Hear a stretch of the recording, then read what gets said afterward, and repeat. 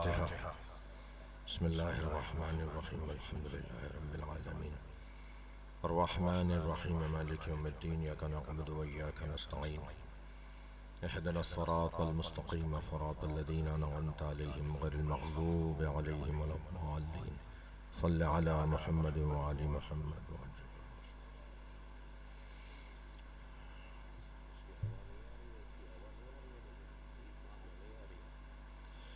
أعوذ بالله من الشيطان الرجيم بسم الله الرحمن الرحيم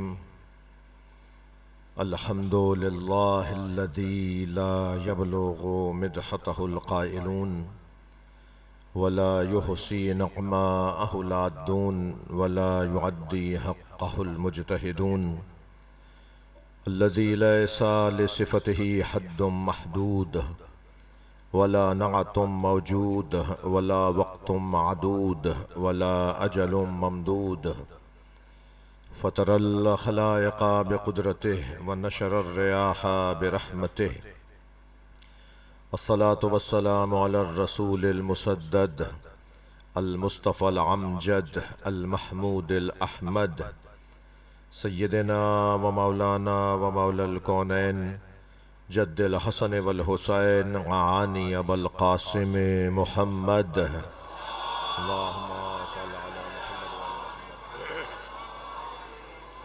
وآله الطيبين الطاهرين المعصومين الذين قال الله إنما يريد الله ليذهب عنكم الرجس أهل البيت ويطهركم تطهيرا اللهم صل على ولعنة الله على أعدائهم أجمعين من يوم عداوتهم إلى قيام يوم الدين أما بعد قال الحكيم في قرآن الكريم بسم الله الرحمن الرحيم وعد الله الذين آمنوا منكم ليستخلفنهم في الأرض كما استخلف الذين من قبلهم ولا يبدلنهم من بعد خوفهم امنا ولا يمكنن لهم الذي ارتضى لهم دينهم يعبدونني ولا يشركون بي شيئا ومن كفر بعد ذلك فأولئك هم الفاسقون صلوات.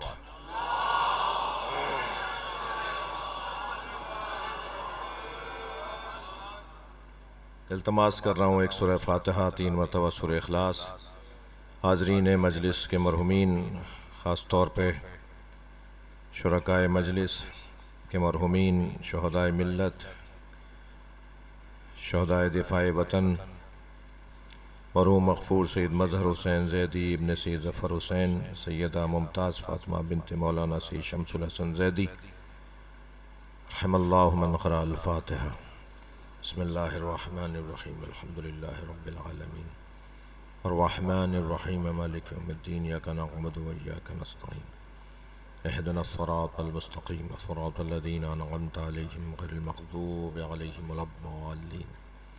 بسم الله الرحمن الرحيم قل هو الله أحد الله الصمد لم يلد ولم يولد ولم يكن له كفوا أحد. بسم الله الرحمن الرحيم قل هو الله أحد الله الصمد لم يلد ولم يولد ولم يكن له كفوا أحد. اللهم صل على محمد وعلى محمد. دعاؤں کی قبولیت کے لیے بلند تر صلوات.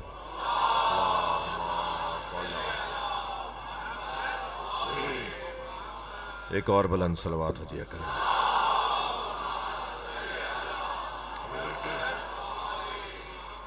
سورہ مبارکہ نور کی 55ویں آیت میں نے آپ کے سامنے پڑھی ہے. اگرچہ وہ پڑھتے ہوئے میرا اور آپ کا بھی ذہن کچھ ٹھنڈی مشین کی طرف جا رہا تھا، تو کل یہ کوئی میری جگہ بیٹھ کر دیکھے گا کہ اسے ہوا آ رہی ہے تو مجھے بھی آ جائے گی. ایک صلوات پڑھیں ذرا. ہوا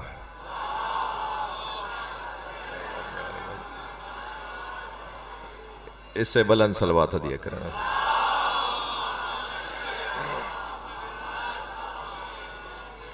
اس سے بلند صلوات.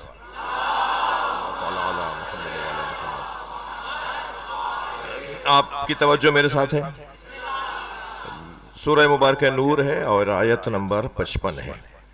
آیت کا ترجمہ سن لیجئے. اس آیت کریمہ پہ انشاءاللہ ان دنوں میں، آئندہ کے دنوں میں مولا نے توفیق شامل حال رکھی تو انشاءاللہ اس آیت پر غور کرتے ہوئے کچھ سیکھنے کی کوشش کریں گے. ارشاد حضرت احدیت کا یہ ہے کہ وعد اللہ الذین آمنوا منکم وعملوا الصالحات، تم میں سے جو صاحبان ایمان اور صاحبان کردار ہیں ان سے اللہ کا وعدہ ہے. وعدہ اس زمانے کے لوگوں سے ہے، پورا آخری زمانے میں ہوگا.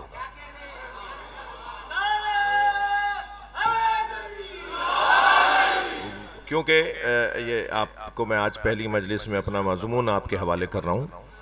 یہ آیت کے 6 حصے ہیں. 6 حصے ہیں آیت کے. پہلا حصہ وعد اللہ الذین آمنوا منکم وعملوا الصالحات، پہلا حصہ. اس والی پہلے والے حصے میں وعد اللہ الذین آمنوا منکم، تم میں سے کچھ سے اللہ کا وعدہ ہے.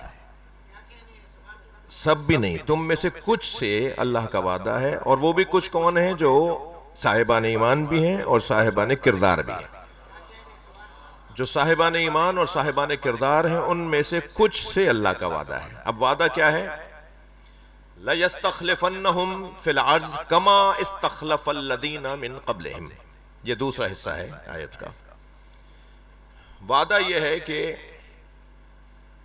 اللہ لَيَسْتَخْلِفَنَّهُمْ، اللہ انہیں فی الارض زمین پر اپنا خلیفہ بنائے گا. کما استخلف الذین من قبلہم، جیسے پہلے والوں کو بھی اللہ ہی نے خلیفہ بنایا ہے.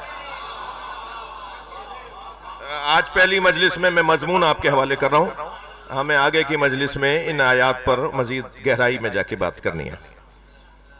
اللہ کا تم میں سے کچھ مومنوں اور باکرداروں سے وعدہ ہے. وعدہ اس زمانے کے لوگوں سے ہے جو نبی کے زمانے کے ہیں. پورا ہوگا آگے زمانے میں جا کر، کیونکہ جو شرائط بیان ہو رہی ہیں نا پورا ہونے کی، وہ شرائط ہی اب تک پوری نہیں ہوئی. وہ جو نشانیاں اس آیت میں بیان ہو رہی ہیں تو یہ خود دلیل ہوگا اس بات پر، شاہ صاحب دلیل بنے گی اس بات پر کہ یہ آخری زمانے میں وعدہ پورا ہوگا اور اس کی یہ نشانیاں ہوں گی. جب وہ نشانیاں پوری ہو جائیں گی تو ظہور مہدی ہو جائے گا. امام زمانہ کا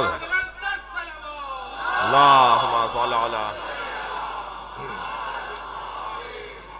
پھر ایک مرتبہ یہ پہلا حصہ، پہلے حصے میں پروردگار عالم ارشاد فرما رہا ہے کہ وعد اللہ الذین آمنوا منکم وعملوا الصالحات، صاحبان ایمان اور صاحبان کردار جو تم میں سے کچھ سے اللہ کا وعدہ ہے. وعدہ یہ ہے کہ لا یستخلفنہم فی الارض کما استخلف الذین من قبلہم، وہ زمین پر ایسے ہی خلیفہ بنائے گا جیسے ان سے پہلے والوں کو بنایا.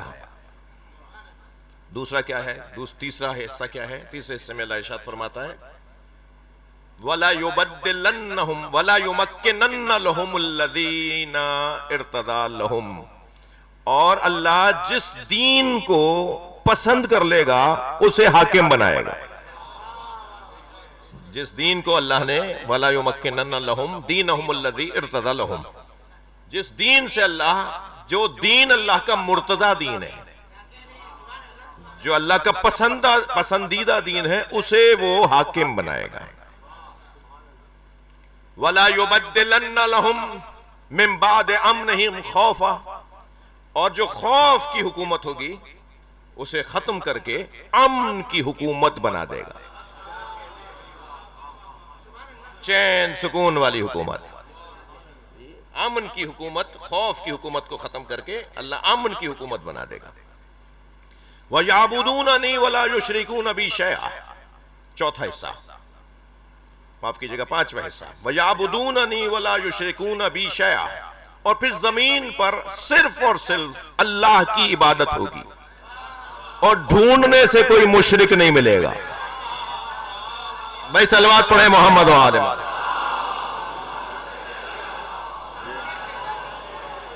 کیسا آئیڈیل زمانہ، کیسا پسندیدہ زمانہ. ڈھونڈنے سے کوئی مشرک نہیں ملے گا. یعبدوننی، صرف اور صرف مجھ اللہ کی بندگی ہوگی. یعبدوننی بی، صرف اور صرف مجھ اللہ کی بندگی ہوگی. ولا یشرکون بی شیئا، اور میرے ساتھ کسی کو شریک کرنے والا، کوئی شریک بنانے والا نہیں ملے گا.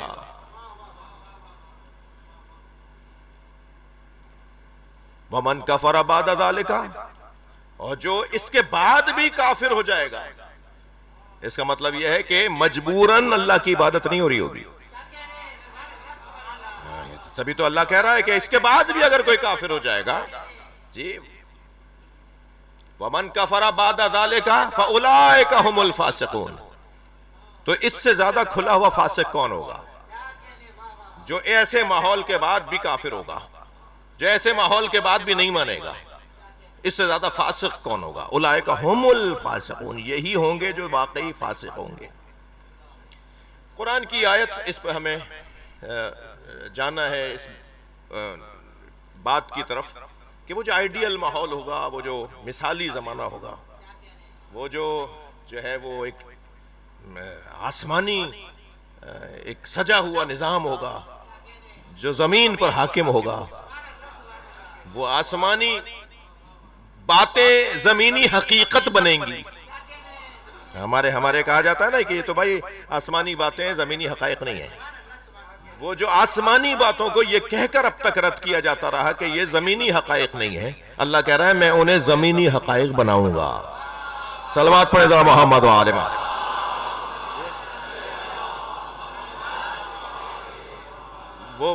وہ کیفیت جو ہے وہ کیسے ممکن ہے، وہ کیسے ہوگا؟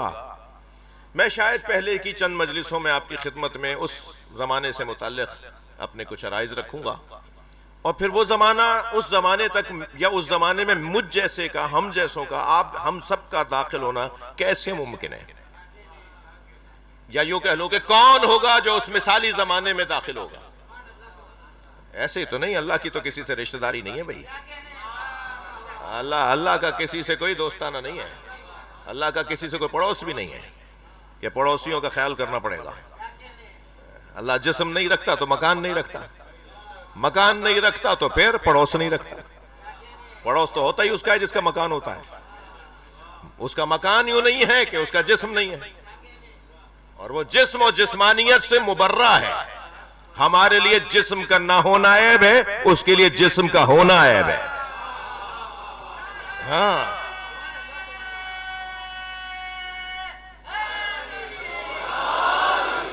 ہمارا جسم نہ ہو تو ہم عیبدار شمار ہو، اور اس کے جسم ہو تو وہ عیبدار شمار ہو. وہ جسم و جسمانیت سے مبرہ، اور جب جسم نہیں رکھتا تو جگہ نہیں رکھتا، جگہ نہیں رکھتا تو محدود نہیں ہے. جو جسم رکھتا ہے وہ مکان کا محتاج ہوتا ہے، اور جو محتاج ہوتا ہے وہ سمجھ نہیں ہوتا، اور جو سمجھ نہیں ہوتا وہ اللہ نہیں ہوتا.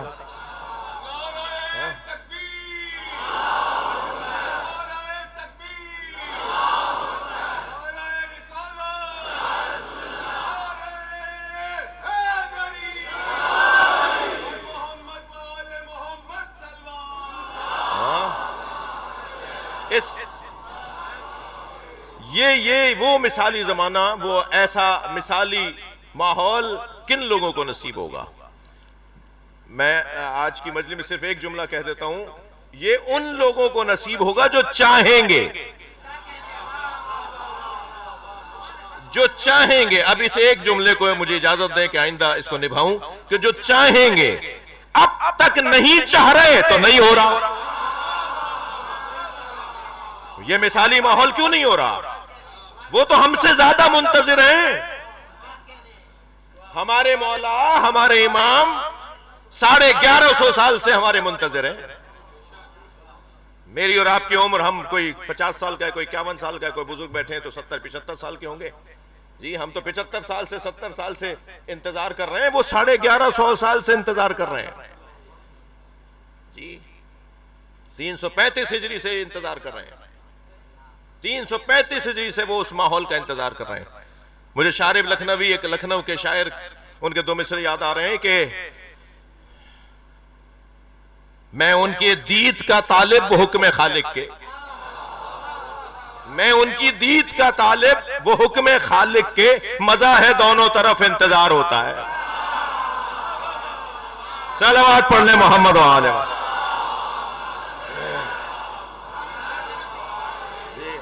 مزہ ہے دونوں طرف انتظار ہوتا ہے۔ تو یہ تو طے کرنا جو ہے وہ میرا دعویٰ ہو سکتا ہے، یعنی کوئی دعویٰ کر لے کہ صاحب میں ایسا ہی انتظار کر رہا ہوں جیسا وہ ہمارا انتظار کر رہے ہیں۔ بہت مشکل ہے، بہت مشکل ہے کہ کوئی یہ دعویٰ کرے کہ میں بھی ایسے ہی انتظار کر رہا ہوں جیسے میرے مولا میرا انتظار کر رہے ہیں۔ تو وہ کیسے ممکن ہوگا؟ وہ زمانہ کیسے آئے گا؟ وہ جب آئے گا جب ہم چاہیں گے، اور ہم کیا کریں کہ یہ ثابت ہو کہ ہم چاہ رہے ہیں؟ آپ مجھے اجازت دیں کہ آئندہ کی مجلسوں میں عرض کروں، مگر یہ ضرور طے ہے کہ اس آئیڈیل اور اس مثالی زمانے کا منتظر ہندو بھی ہے، عیسائی بھی ہے، یہودی بھی ہے، سنی تو ہے، اور شیعہ تو اپنا اسے 12واں امام مانتا ہے۔ یعنی شیعہ جس کے انتظار میں دنیا میں کوئی آپ کو دین، دھرم، مذہب، مسلک نہیں ملے گا جو اس آئیڈیل ماحول کے انتظار میں نہ ہو۔ اور بھائی ہم امام مہدی کا انتظار نہیں کر رہے، اللہ کے وعدے کا انتظار کر رہے ہیں۔ صلوات پڑھیں محمد و آل محمد۔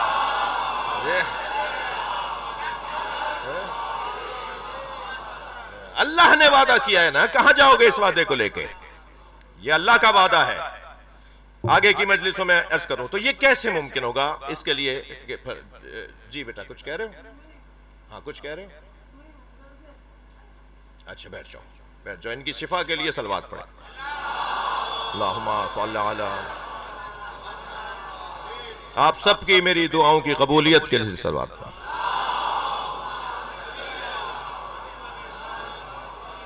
بھائی صلوات پڑھنے کو عرض کر رہا ہوں آپ سے، اللہم صلی علی محمد و آل محمد۔ میرے امام، میرے مولا حسین ابن ابی طالب علیہ السلام کے لیے، قمر بھائی اس طرف سے آ جائیں گے جی،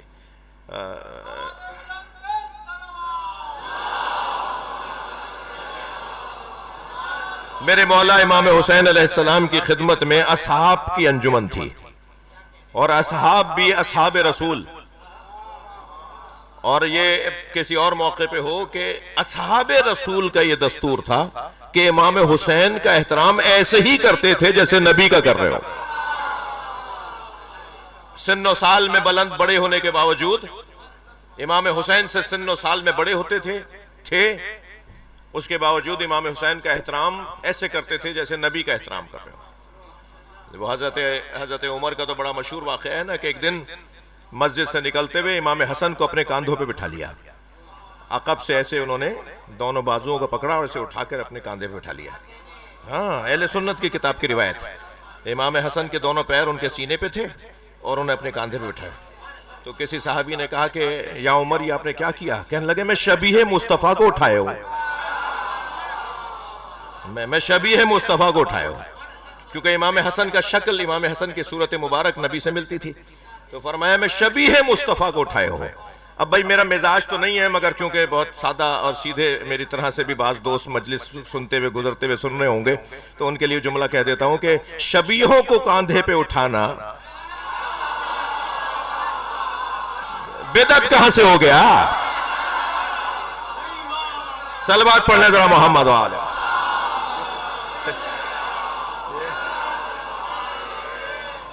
تو حضرت اصحاب پیغمبر کے سامنے ہے کہ ایک مرتبہ ایک صحابی پیغمبر کی آواز آئی، بے ابی انتا و امی یبن رسول اللہ، میرے ماں باپ قربان ہے فرزند رسول آپ پر۔ فرمائیے قرآن کی اس آیت کی تفسیر کیا ہے؟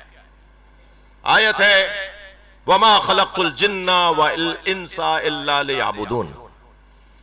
اللہ ارشاد فرما رہا ہے کہ میں نے جن اور انس کو، جنوں کو اور انسانوں کو خلق نہیں کیا، مگر خلق کیا ہے تو الا لیعبدون، عبادت کے لیے خلق کیا۔ ترتیب میں بھی جن پہلے ہیں، انسان بعد میں ہے۔ یہاں آیت میں بھی جنوں کا ذکر پہلے ہے، انسانوں کا بعد میں ہے۔ جن اللہ کی مخلوق ہے جو انسان سے پہلے بنی تھی، تو اللہ نے جنوں کو اور انسانوں کو خلق نہیں کیا، وہ کہہ رہا ہے الا لیعبدون۔ تو صحابی رسول نے کہا کہ اے فرزند رسول، اس آیت کی تفسیر کیا ہے؟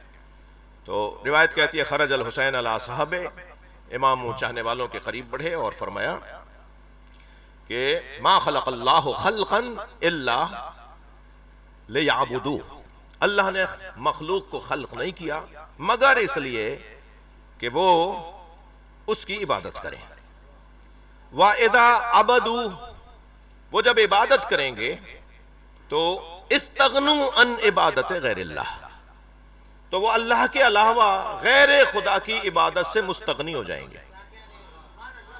اور یہ ممکن نہیں ہے لیکن یعرفو، جب تک کہ معرفت نہ ہو، یعنی معرفت کے بعد عبادت اور عبادت کے بعد استغنا۔ پہلا مرحلہ ہے معرفت، جس کی جتنی معرفت ہوگی اس کی اتنی عبادت سنگین ہوگی۔ آپ نماز جمعہ میں، نماز عیدین میں شرکت کے لیے جاتے ہیں، 4000 آدمیوں کی نماز جماعت میں آپ شریک ہوتے ہیں، وہ 4000 نمازیں ہوتی ہیں،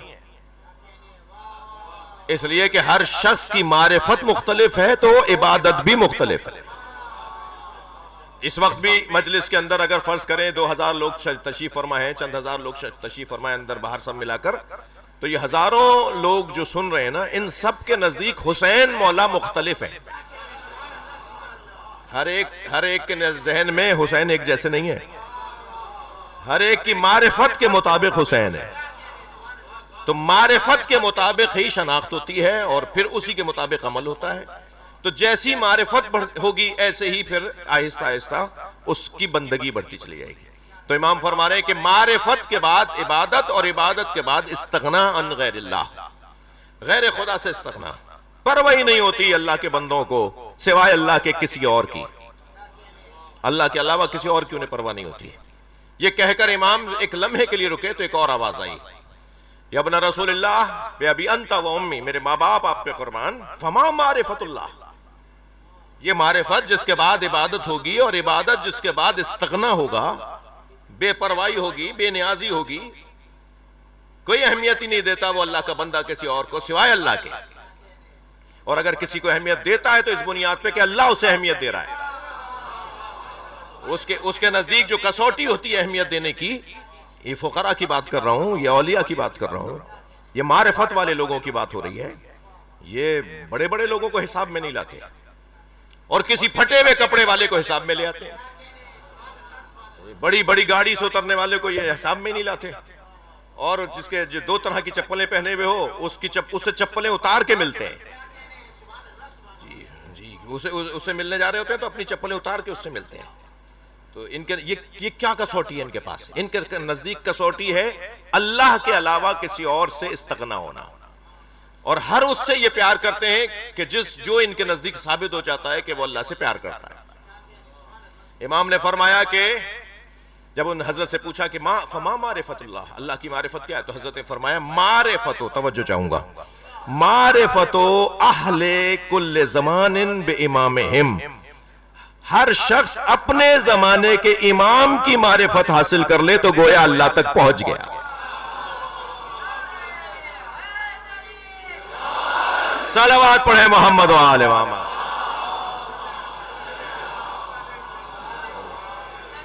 ایک اور بلند صلوات نبی کی ذات۔ ہر شخص کو اپنے زمانے کے امام کی معرفت حاصل کرنا یہ کسوٹی ہے، پیمانہ ہے اللہ کی معرفت حاصل کرنے کا۔ بحث کوئی ایسی ہے ہی نہیں، سیدھی سی گفتگو ہے کہ من ماتا ولم یعرف امام زمانہ فقط مات میتۃ جاہلیہ۔ اس حدیث سے مجھے آگے کی مجلسوں میں بھی ایک جگہ استفادہ کرنا ہے۔ جو مر جائے اور اپنے زمانے کے امام کی معرفت نہ رکھتا ہو وہ ایسے مرا جیسے اسلام کے اعلان سے پہلے کافر مر رہے تھے، جیسے نبوت کے اعلان سے پہلے دنیا سے لوگ مر کے جا رہے تھے، جن کا کوئی بڑا ہی نہیں ہے، جن کا کوئی سرپرستی نہیں ہے۔ عزیزان گرامی، یہ کیا ہو رہا ہے؟ یہ آج کے دن کی میری 3ری مجلس ہے، جہاں پہلے 2 مجلسیں پڑھ کر آیا ہوں، غیر معمولی رش، کھچے چلے آ رہے ہیں، دوڑے چلے آ رہے ہیں، جی تشبیہ ہی نہیں دی جا سکتی مقناطیس کو اور آہنی ذرات کو۔ کہ یہ کہا جائے کہ صاحب آہنی ذرات کی طرح مقناطیس کی طرف کھینچے آ رہے ہیں. یہ تشبیہ نہیں ہے، بلکہ اگر تشبیہ بنتی ہے تو یہ بنتی ہے کہ ایک چاند ہے جس کے گرد ستارے چکر کاٹ. یہ کیفیت ہے. لوگ دوڑے دوڑے چلے آ رہے ہیں، دور دور گاڑیوں کو پارک کر کے پیدل چل کے آ رہے ہیں، وضو کر کے آ رہے ہیں، من کو پاک کر کے آ رہے ہیں، تن کو پاک کر کے آ رہے ہیں. یہ کون سا دور شروع ہو گیا؟ یہ ہو کیا گیا ہے؟ یہ کل کچھ اور حالات تھے، آج کیا ہو گیا؟ یہ کیا ہو گیا ہے؟ بس آج کی اس ابتدائی اور تمہیدی مجلس میں اگر میں اس سوال کا جواب دینے میں کامیاب ہو جاؤں تو گویا میری محنت سوارت ہو جائے. یہ جو کچھ ہو رہا ہے نا، یہ تکویناً اور تشریعاً ہو رہا ہے. کچھ ہستیاں ہیں جن کی سربراہی ایک ہستی نے کی ہے، اس نے کچھ ایسا کر دیا جس کا یہ نتیجہ ہے. اسے کہتے ہیں تشریع. وہ سب کے لیے تھا، وہ دعوت سب کے لیے. تم بھی کر لو ایسا، کوئی اور کر لیتا ایسا، کوئی اور بھی کر لے ایسا، تو اس سے بھی محبت ہو جائے گی، اس سے بھی پیار ہو جائے گا، اس کے بھی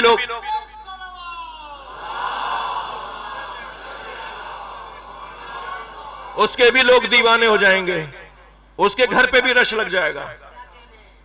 اللہ کے بعد، اللہ کے علاوہ پوری دنیا میں سب سے زیادہ مجمع مولا حسین کے نام پہ لگتا ہے. اور مجمع کا بھی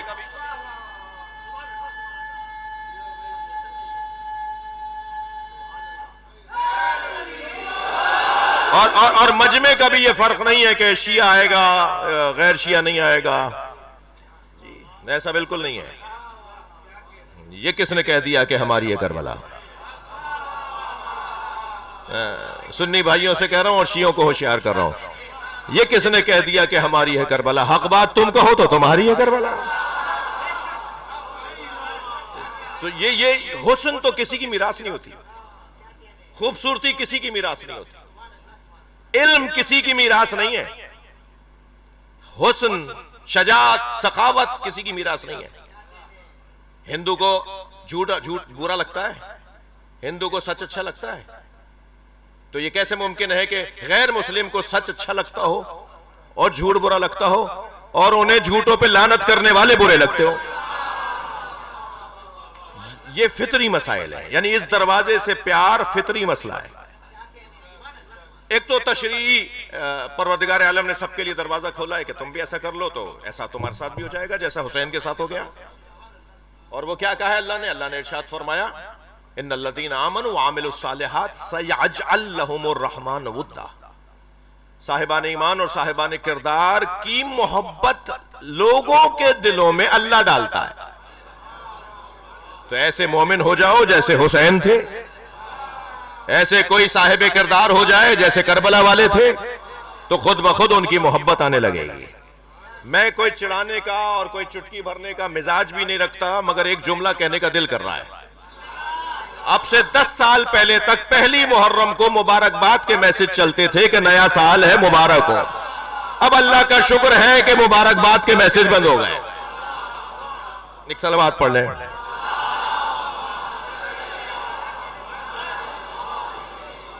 ایسے یہ کوئی اگر کوئی سیاسی شخصیات بھی تشریف فرما ہے، مذہبی رہنما بھی میری بات سنیں گے، یہ مذہبی اور سیاسی جلسے کرنے کے لیے 6 مہینے کی محنت کرنی پڑتی ہے، لاکھوں کروڑوں روپے خرچ کرنا پڑتا ہے، اور پھر بھی جلسہ ختم ہونے کے بعد آپس میں لڑائی ہوتی ہے کہ جتنے لوگ آنے چاہیے تھے اتنے آئے نہیں. اور یہ امام حسین کون ہے کہ جن کے لیے کوئی خاص اشتہار بنانے کی بھی ضرورت نہیں ہے، بس اتنا بتا دو مجلس شروع کتنے بجے ہوگی. یہ کیا ہو رہا ہے؟ میں اسے ان بچوں کو سمجھانا چاہ رہا ہوں. یہ ایک صاحب ایمان اور صاحب کردار ہے جس کا کردار اتنا وسیع اور اتنا مضبوط تھا کہ اللہ نے طے کر لیا کہ لوگوں کے دلوں میں اس کی محبت میں ڈالوں گا. یہ لوگوں کے دلوں میں امام حسین کی محبت قرآن کے اس قاعدے کے مطابق سَيَجْعَلْ لَهُمُ الرَّحْمَانُ وُدًّا. اللہ رحمان لوگوں کے دلوں میں محبت ڈالتا ہے. یہ ارادہ پروردگار ہے، اللہ ایسا چاہتا ہے. جب حضرت امام حسین کی آمد ہوئی تو سرکار مسترب تھے، بے کل تھے، بے چین تھے، دائیں بائیں آگے پیچھے بار بار اٹھ کے کھڑے ہو رہے تھے، میرے بچے کو میری گود میں دے دو۔ حضرت ام ایمن کو آواز دے کر کہا، ام ایمن کنیز ہے نا نبی کی کنیز جو جناب زہرا کو وراثت میں ملی تھی، اور جب جناب سیدہ اپنا فدق مانگنے گئیں اور یہ کہا گیا کہ نبی کی تو کوئی میراث نہیں ہوتی، تو حضرت زہرا نے نبی کی کنیز جو ان کی وراثت میں تھی اس سے کہا تم گواہی دو۔ خود جناب ام ایمن کا بی بی کے ساتھ کھڑا ہونا کہ اگر وارث کوئی نہیں ہوتا، کہ وراثت میں نہیں جاتی کوئی چیز، تو یہ کنیز میری وراثت میں کیسے آئی؟ یہ تو میرے ساتھ کھڑی ہوئی ہے۔ تو بی بی نے آواز دے کر کہا، یا رسول اللہ میں اسے نہلا کر لے آؤں؟ سرکار نے فرمایا لاؤ میرے بچے کو میری گود میں دو۔ امام حسین کی آمد ہوئی ہے، ولادت ہوئی ہے، تشریف فرما ہوئے ہیں، دنیا میں جلوہ فگن ہوئے ہیں، اور نبی بار بار آواز دے رہے ہیں ام ایمن میری گود میں دو، ام ایمن جلدی لاؤ میرے بچہ۔ تو بی بی نے آواز دے کر کہا، یا رسول اللہ میں اسے نہلا کر لے آؤں؟ تو سرکار تاریخ سیرت مصطفیٰ میں، سرکار کی سیرت کی تاریخ میں چند مرتبہ غضبناک ہوئے ہیں، ان میں سے ایک جگہ یہ تھی، آواز دے کر قد نزفہ اللہ، تم اسے کیا پاک کرو گی جسے اللہ نے پاک کر کے بھیجا ہے؟ سبحان اللہ۔ اور پھر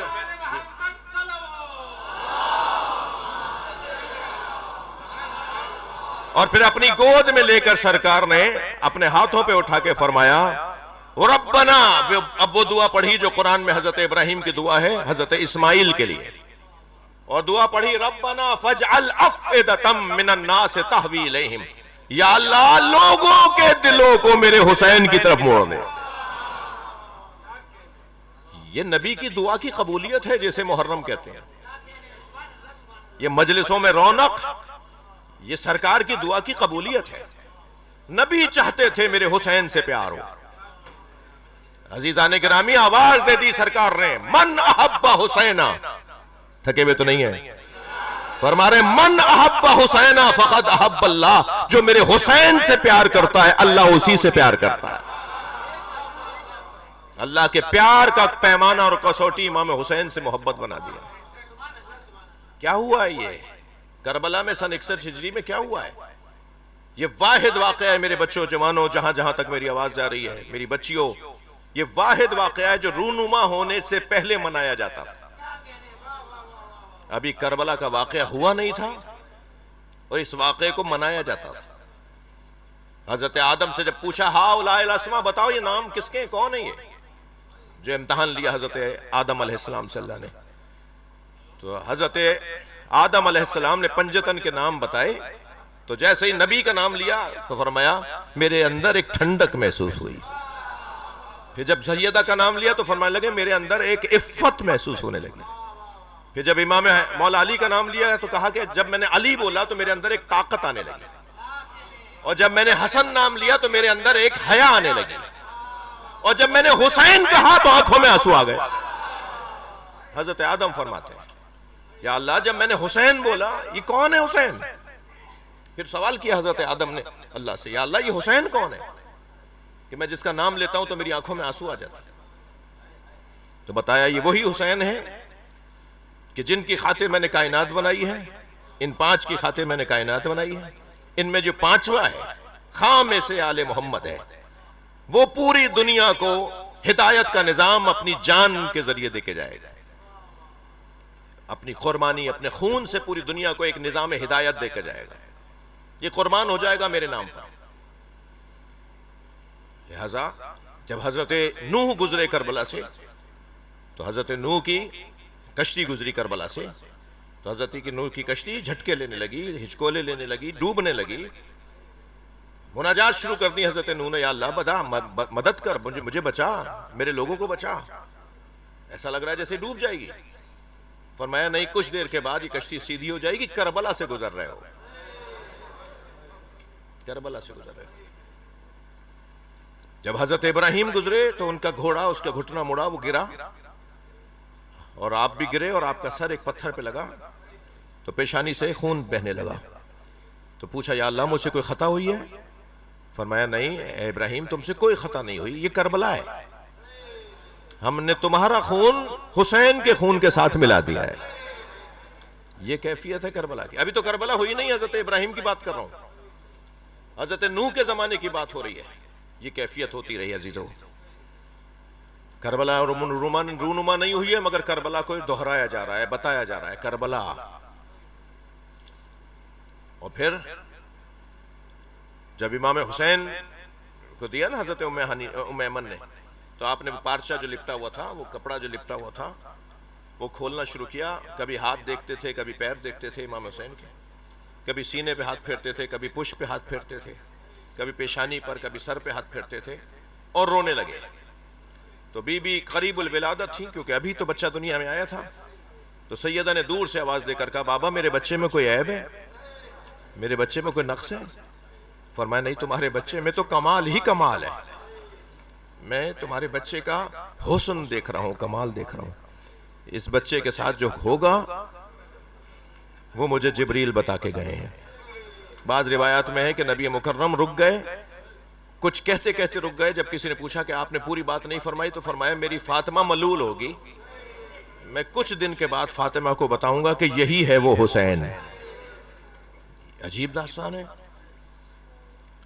اور پھر امام حسین کی زندگی میں جو کچھ ہوتا رہا, تو یہ واقعہ اپنی نوعیت کا مختلف واقعہ ہے. عزیزوں, میرے بچوں, جوانوں, جو ہم آج سے شروع کرنے جا رہے ہیں, بلکہ کل سے ہم نے شروع کیا ہے, یہ جہاں روایات, جہاں رسومات, جہاں ہماری تہذیب, جہاں ہماری ثقافت ہے, وہاں یہ ہمارا دین ہے. ہم یہ مجلس, یہ کالے کپڑے, یہ علم, یہ عزاخانہ, یہ ماتم, یہ سوزخانی, نوحہ خانی, یہ جلوس, ہم دین کے مطابق کرتے ہیں. اور دین ہمارا دین اسلام ہے. ہم اس دین کو مانتے ہیں جس دین کو غدیر میں نبی نے کامل کیا ہے. ہم کامل دین کے پیروکار ہیں. صلوات پڑھیں ذرا محمد و آلہ.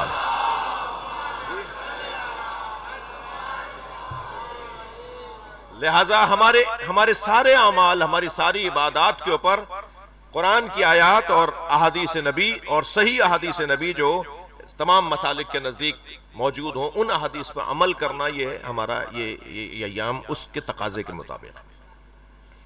سیدھی سی بات نہیں ہے.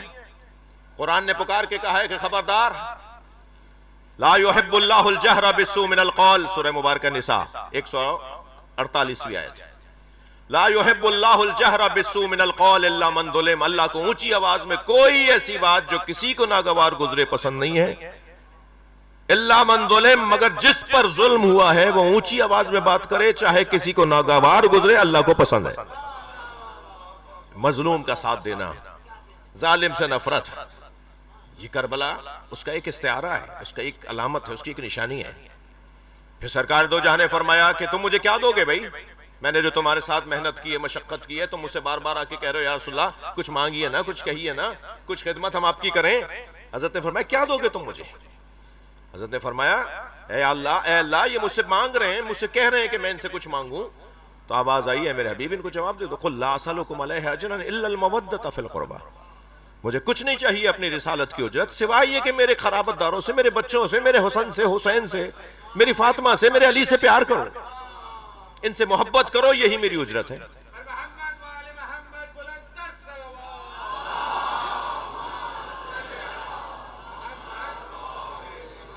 اہل سنت کے متون کے اندر جو حدیث ثقلین آئی ہے نا, انی تارک فیکم الثقلین کتاب اللہ و عترتی اہل بیتی, میں تمہارے درمیان دو چیزیں چھوڑے جا رہا ہوں, ایک اللہ کی کتاب اور ایک اپنے خاندان, اپنے بچے, اپنی اولاد, اپنا خانوادہ جو تمہیں دے کر جا رہا ہوں.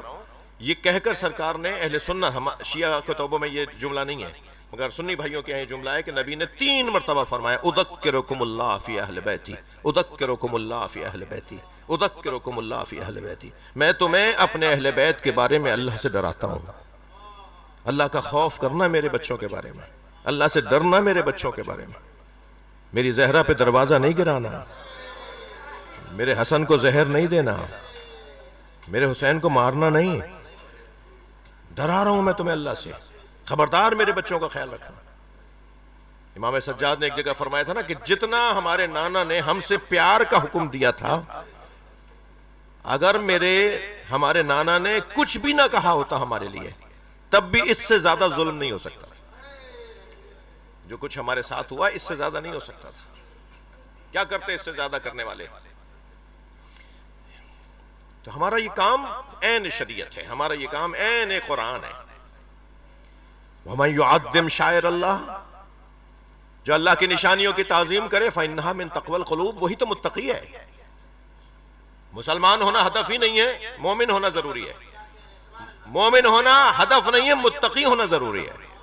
اللہ بھی متقیوں سے اعمال کو قبول کرتا ہے.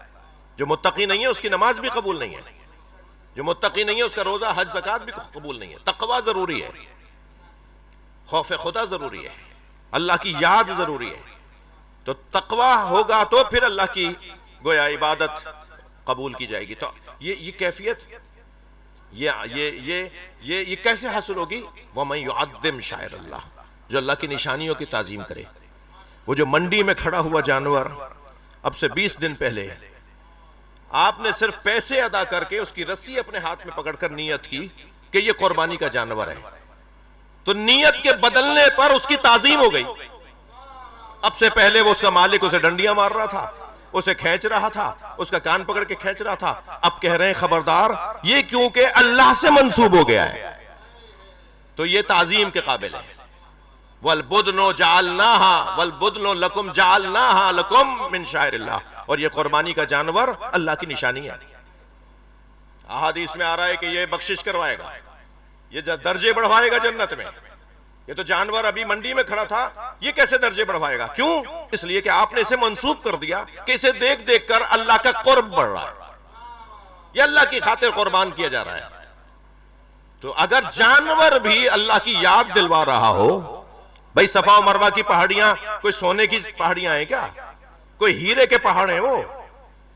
شاید دنیاوی پتھروں کے اعتبار سے تو کوئی خاص قیمتی پتھر بھی نہ ہو، مگر ان کی تعظیم کتنی ہے. کیوں؟ اس لیے کہ جب وہاں پہنچتے ہیں تو ہمیں ایک اللہ کی کنیز یاد آتی ہے جو ایک نبی کے بچانے کے لیے صفا و مروہ کے درمیان صحیح کرتی رہی، جسے حضرت حاجرہ کہتے ہیں. اور حضرت اسماعیل کی خاطر وہ تک و دو کرتی رہی کہ کسی طرح پانی مل جائے. اللہ نے ان پہاڑیوں کو اللہ نے اپنی نشانی بنا دیا. وہ جو پہاڑ سے ناقہ صالح باہر آیا تھا، وہ کہنے لگے کہ اگر آپ اللہ کی طرف سے بھیجے ہوئے نبی ہیں، حضرت صالح سے کہا تو کہ اس پہاڑ سے اونٹنی تو نکالیں. وہاں کہاں اونٹنی نکلتی؟ کیا مطلب ہے؟ کیسی خواہش ہے جی؟ کیسے کیسے دل رکھے ہیں نبیوں نے اپنی امتیوں کے. تو سرکار نے یا حضرت صالح نے فوراً ہاذہ ناقۃ اللہ، یہ رہا اللہ کا ناقہ. ناقہ کہاں تھا؟ وہ ناقہ کہاں تھا وہاں؟ جیسے ہی حضرت صالح نے فرمایا ہاذہ ناقۃ اللہ، جیسے کہا یہ رہا اللہ کا ناقہ، پہاڑ پھٹا، اونٹنی باہر آ گئی.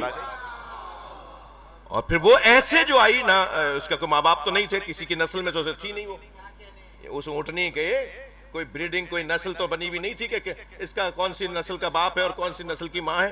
وہ تو پہاڑ سے آئی تھی نا.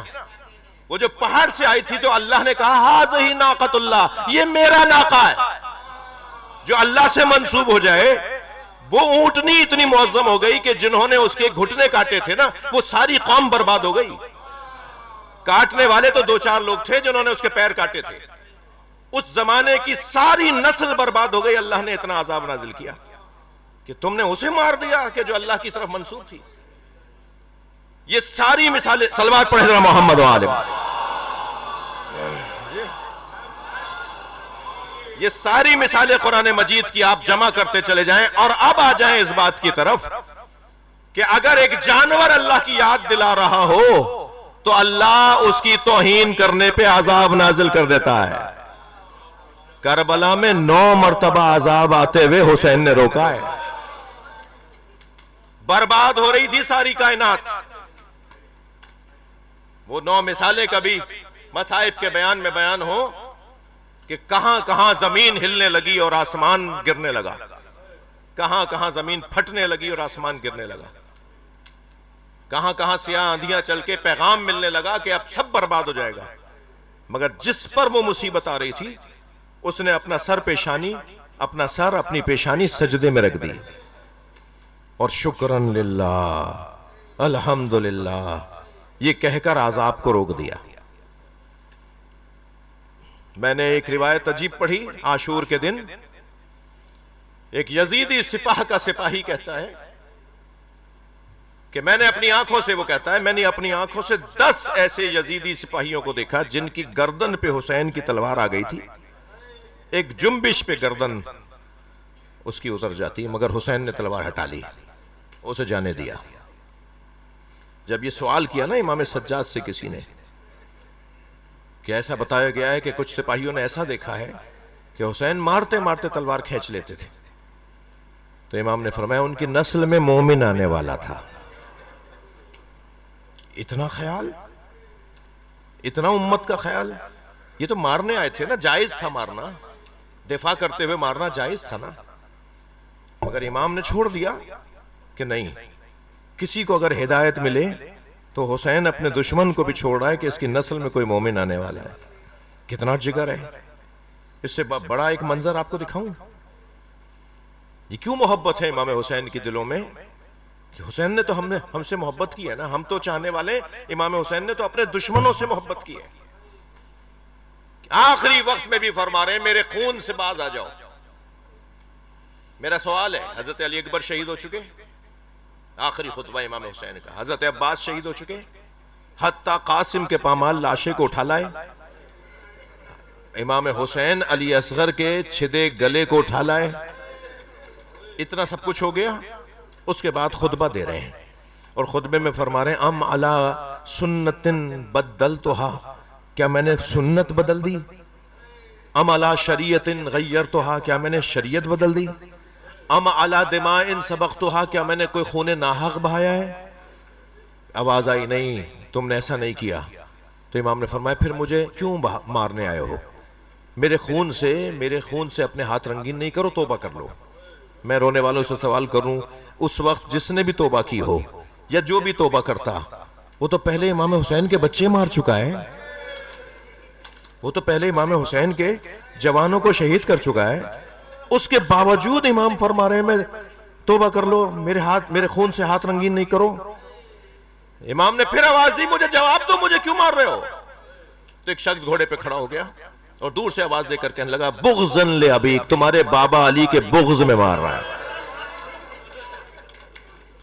یہ جو کربلا میں آل علی سے، اولاد علی سے، اولاد زہرہ سے یہ ظلم روا رکھا گیا، اس کا ایک سبب مولا علی سے حسد تھا، علی مولا سے بغض تھا۔ عزادارو، کوئی کسی شہر کا مالک ہو اور اسے وہ شہر چھڑوا دیا جائے، کسی شہر میں کسی کے ہزاروں غلام رہتے ہوں، آزاد شدگان رہتے ہوں، اور اسے وہ شہر چھڑوا دیا جائے۔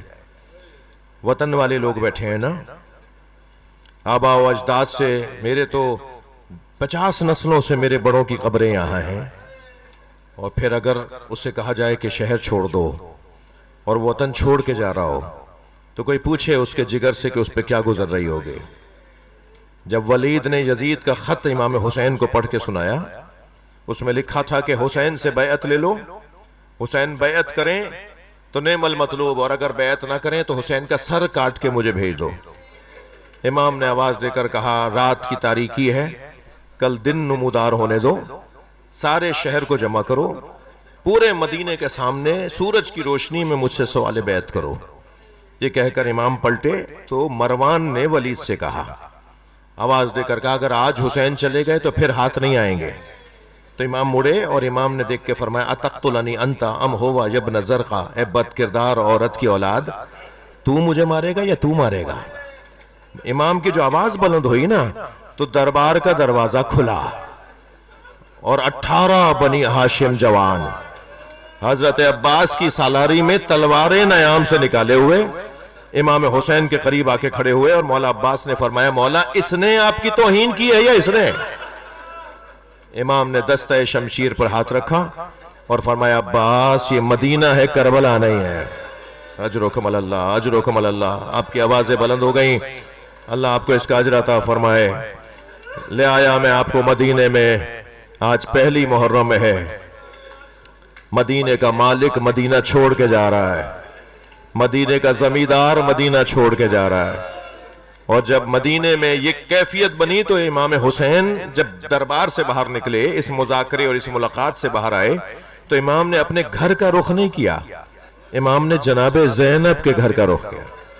دروازہ جو بجا، کنیز دروازے پر آئی، کنیز نے امام حسین کو بنی ہاشم کے جوانوں کے ساتھ دیکھا تو ہاتھ پیر پھلائے ہوئے گھر میں دوڑی، اور جناب زینب کو آواز دے کر کہنے لگی آقا زادی حسین آئے۔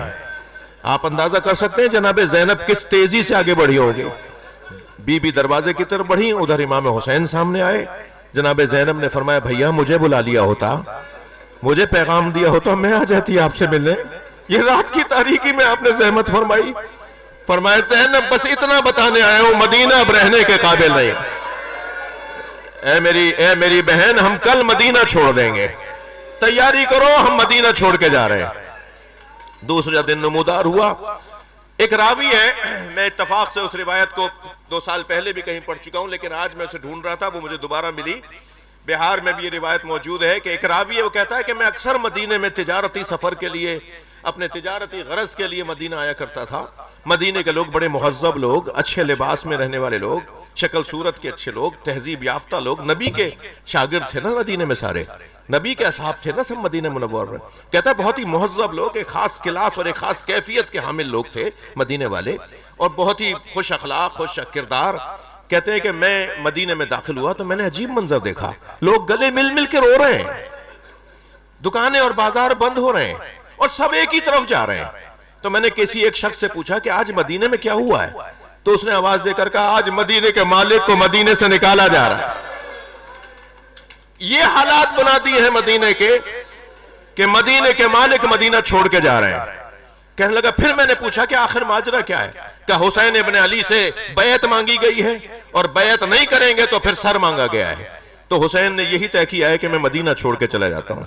وہ کہتا ہے کہ سب لوگ جس طرف جا رہے تھے بنی ہاشم کے محلے کی طرف، میں بھی اس محلے کی طرف بڑھا، تو ایک فاصلے پر سب لوگ کھڑے دیکھ رہے تھے، اور سامنے نظر آ رہا تھا کہ اونٹوں پہ ہودجوں کو باندھا جا رہا ہے، اماریوں کو سجایا جا رہا ہے، محملوں کو لگایا جا رہا ہے، کچھ غلام ہیں جو سواریوں پہ سامان لاد رہے ہیں، سامان باندھ رہے ہیں، بڑی تعداد میں سفر کی تیاری ہو رہی ہے۔ اور دیکھا کہ اچانک ایک کرسی پہ حسین بیٹھے ہیں۔ کہنے لگے ہم سب کھڑے دیکھ رہے تھے کہ ہو کیا رہا ہے، یہ کہاں جانا چاہتے ہیں، اور جاتے ہوئے حسین ابن علی کچھ کہیں گے، اور ایسا ہوا بھی۔ امام نے آخری خطبہ بھی مدینہ کے لوگوں سے خطاب فرمایا جب سفر شروع کیا حضرت نے۔ تو کہتا ہے ہم کھڑے دیکھ رہے تھے کہ ایک مرتبہ کسی نے آ کر حسین سے کچھ کہا اور حسین گھر میں چلے گئے۔ یہ روایت وہ نہیں کر رہا، اب اس روایت کو جوڑیے اس روایت کے ساتھ جو دوسری روایت کہتی ہے کہ کسی نے آ کر امام حسین سے کہا کہ آپ کو گھر میں جو خاندان کی معمر بیویاں ہیں وہ بلا رہی ہیں۔ گھر میں 3 بوڑھی بیویاں تھیں، ضعیف العمر بیویاں تھیں، ایک ام ہانی مولا علی کی بہن، حضرت ابو طالب کی بیٹی، امام حسین کی پھوپھی، ایک حضرت ام سلمہ امام حسین کی نانی، ام المومنین نبی کی زوجہ، اور تیسری بی بی ام البنین مولا عباس کی ماں، حضرت مولا علی کی زوجہ مولا ابو الفضل عباس کی والدہ۔ یہ 3 ضعیف بیویاں تھیں۔ پیغام آیا کہ یہ آپ کو گھر میں بلا رہی ہیں۔ جب امام گھر میں تشریف لے گئے تو دیکھا یہ تینوں بیویاں عصائیں ڈنڈے کا عصا ہاتھ میں لیے ہوئے کھڑی ہوئی ہیں۔ امام نے آگے بڑھ کر سب سے پہلے اپنی نانی کو، درجے میں وہ زیادہ تھیں، یعنی ام المومنین ہیں، نبی کی زوجہ ہیں، حضرت ام سلمہ، انہیں سلام کیا، آگے بڑھ کے کہا نانی آپ نے مجھے بلایا ہے؟ تو انہوں نے اپنی چادر میں سے ایک شیشی نکالی اور کہا تمہارے نانا مجھے یہ شیشی جس میں خاک ہے، یہ خاک مجھے دے کے گئے تھے، اور مجھ سے کہہ کے گئے تھے جب یہ خون میں تبدیل ہو جائے تو سمجھ لینا میرا حسین مارا گیا۔ حسین مجھے لگتا یہ ہے کہ تم جس سفر پہ جا رہے ہو اس سفر میں مار دیے جاؤ گے۔ فرمایا ہاں نانی یہ وہی سفر ہے، اب میں واپس نہیں آؤں گا۔ سنیں گے عزیزانو، بڑا عجیب، بڑا دل توڑنے والا جملہ ہے۔ جب جناب امام حسین نے فرمایا نانی یہ وہی سفر ہے، میں واپس نہیں آؤں گا، تو 2 قدم آگے آئیں اور آہستہ سے کہنے لگی پھر زینب کو چھوڑ جاؤ۔ فرمایا اماں اللہ زینب کو اسیر دیکھنا چاہتا ہے، اللہ زینب کی وجہ سے اپنا دین مضبوط کرنا چاہتا ہے۔ پھر حضرت ام ہانی کی طرف دیکھا، پھوپھی کی طرف، پھوپھی اماں آپ نے کچھ کہنا ہے مجھ سے؟ کہاں بیٹا ہمارے گھر کا پرانا دستور ہے جب ہمارے یہاں کوئی مصیبت آنے والی ہوتی ہے تو ہمارے گھر کی جناتنیاں رونا شروع ہو جاتی ہیں۔ اے حسین کل رات سے میں جناتنیوں کے رونے کی آوازیں سن رہا. فرمایا اماں یہ میرا نوحہ پڑھ رہی ہے, یہ میرا ماتم کر رہی ہیں, ہمارے گھر میں بسنے والے جنات ہمارا نوحہ پڑھ رہے ہیں. ہاں اماں یہ مجھے جانتی ہیں کہ میں کہاں جا رہا ہوں. پھر حضرت ام البنین کی طرف دیکھا, اماں آپ نے مجھے بلایا؟ تو کہا اے آقا زادے تمہارے بابا نے مجھ سے عقد اس لیے کیا تھا اللہ مجھے شجاع بیٹے عطا کرے. اللہ نے مجھے 4 بیٹے دیے. اب میں سوچتی ہوں کہیں عباس وفاداری میں کوتاہی نہ کر جائے. اجرکم اللہ اجرکم اللہ. امام حسین نے مڑ کر جناب عباس کو دیکھا اور فرمایا عباس قریب آؤ. حضرت قریب آئے, فرمایا اپنی ماں کو اپنی وفاداری کا یقین دلاؤ. حضرت عباس قریب گئے اور جا کے کہا ماں 70 مرتبہ مارا گیا اور دوبارہ زندہ کیا گیا, تب بھی حسین مولا کو چھوڑ کے نہیں جاؤں گا. جب بیویوں سے امام حسین نے ملاقات کر لی اور امام دوبارہ باہر آ کر کرسی پر بیٹھے اور سامان اور انتظام دیکھ رہے تھے, تو کچھ ہی دیر کے بعد, وہ راوی اب کہتا ہے کہ کچھ ہی دیر کے بعد ایک آواز آئی, اور آواز تھی ابو الفضل عباس کی. یعنی آواز یہ آئی کہ غضوا ابصارکم, اپنی آنکھیں نیچی کرو. تو ہم نے پوچھا یہ کس کی آواز ہے؟ کہا یہ عباس کی آواز ہے. تو سب نے اپنی گردنیں جھکا دی. تو روایت یہ کہتی ہے کہ گھر سے ایک بی بی باہر آئی جس کے گرد جوانوں نے حلقہ بنایا ہوا تھا, اور اس بی بی کو علی اکبر نے سوار کروایا. تو معلوم یہ ہوا کہ علی اکبر کی ماں ام لیلا ہے. کچھ دیر کے بعد ایک اور بی بی باہر آئی جنہیں کچھ جوانوں نے سوار کیا. معلوم ہوا یہ ام فروہ ہیں جناب امام حسن کی زوجہ. عزادارو ایک ایک بی بی کا حال روایت میں لکھا ہے, لیکن اچانک آواز آئی حسین زینب آ رہی ہیں. امام نے اپنی کرسی چھوڑ دی, سارے جوانوں نے بنی ہاشم نے حلقہ باندھا, اور جناب زینب گھر سے باہر آئی, اور پیچھے پیچھے وہ بزرگ عورتیں بھی باہر آئیں. تو ان میں جو بی بی ام البنین ہے نا, انہوں نے آواز دے کر کہا یا ابا الفضل. اب وہ جو روایت اللہ کرے بیان کر جاؤں, حضرت ام البنین نے آواز دے کر کہا یا ابا الفضل ہذہ ودیۃ فاطمۃ الزہرا, ہذہ ودیۃ مولا یا امیر المومنین. اے عباس یہ زینب فاطمہ کی نشانی ہے. عباس یہ زینب تمہارے بابا علی کی ودیعہ, ان کی ہمارے پاس نشانی ہے. اے عباس زینب کا خیال رکھنا. جب جناب ام البنین کی آواز بلند ہونے لگی نا, ساری بیویاں بی بی کو بٹھانے کے لیے آئی ہیں, تو جناب زینب مڑی اور بی بی کو دیکھ کر حضرت عباس کے سینے پہ ہاتھ رکھ کے فرمایا, سینے پہ عباس ساتھ کھڑے ہیں, سینے پہ بی بی زینب نے, بھائی ہے نا, سینے پہ ہاتھ رکھ کے فرمایا اماں مجھے اپنے بھائی پر بڑا مان ہے, مجھے اپنے بھائی پر بڑا یقین ہے. سلام ہو زینب کبریٰ پر. جب 11 محرم کو اونٹ پر بٹھائی جائے, بار بار مڑ مڑ کے نہر کی طرف دیکھ رہے, آوازیں دے رہی تھی عباس اٹھو, تم نے مجھے مدینے میں سوار کیا.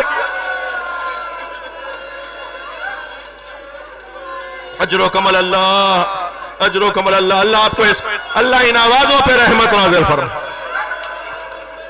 قافلہ چلا, ابھی قافلہ شہر سے باہر نہیں گیا تھا کہ جناب عباس گھوڑا دوڑاتے ہوئے امام حسین کے قریب آئے اور آ کے کہا مولا ہمارے قافلے کے پیچھے ایک چھوٹا سا قافلہ آ رہا ہے. امام نے فرمایا عباس تم نے پتا کیا کس کا قافلہ ہے؟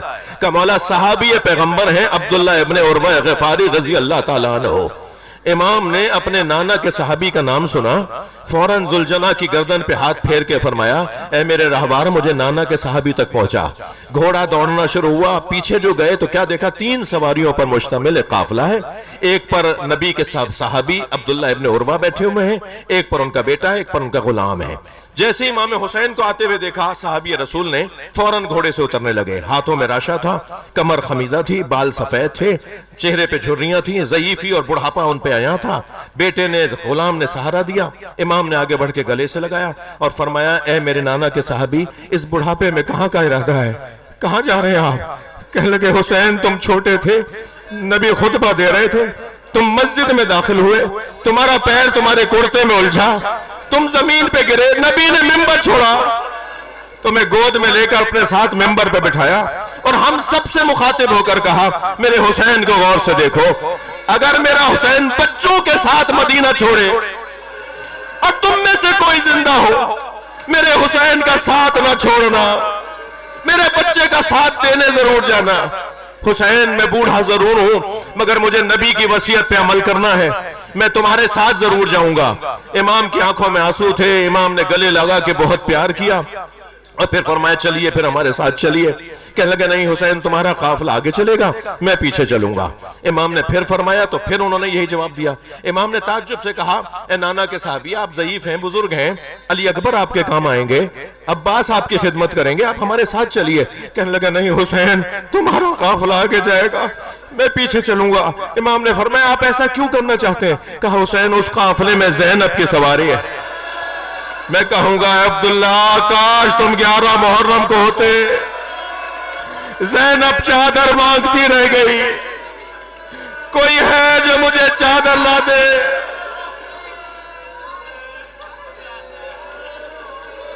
الا لعنت اللہ علی قوم الظالمین فَسَيَعْلَمُ الَّذِينَ ظَلَمُوا أَيَّ مُنْقَلَبٍ يَنْقَلِبُونَ۔ یا اللہ ان نوازوں پہ رحمت نازل فرما، رونے والوں کی توفیقات میں اضافہ فرما، امام زمانہ کے ظہور میں تعجیل فرما، ہم سب کو حضرت کے خادموں میں شمار فرما یا حسین۔